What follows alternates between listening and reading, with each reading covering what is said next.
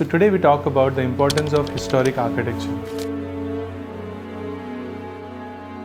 As we already know that historical architecture has a very strong connect to our past and shows about what actually happened in those particular times. But today there is a strong need for them to repurpose them to make them part of a community.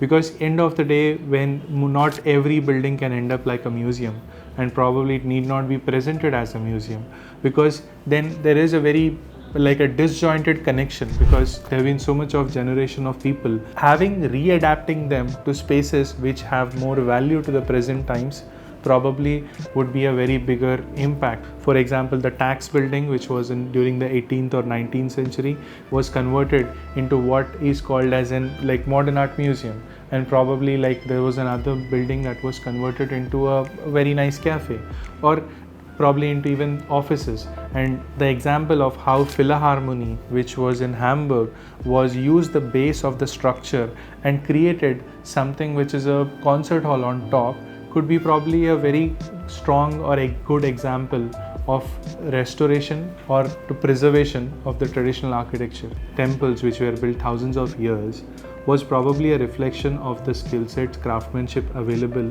with those technology on those particular times.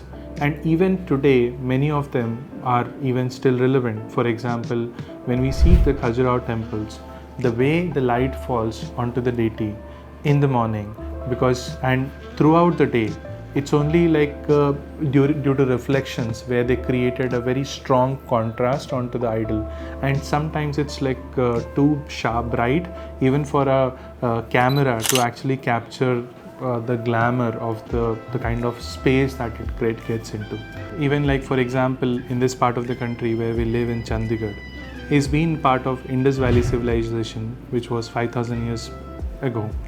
And that even the planning that was done by Le Corbusier today was an aspect of how Indus Valley civilization was planned. And this connection was so relevant even today that it makes perfect sense. So few things which are timeless have always to be like learned from the past. Probably if we look at pyramids, we understand the society, that how the society used to perform, and what we understand of past generations, I think more than 80% of it comes from the architecture, where when there is a communication lost in terms of scriptures and everything. So the only way to decode or to found lost civilizations was only architecture. So that's why and even when we talk about understanding and restoring places, it makes far more relevant, because because there have been places where we actually get to learn from.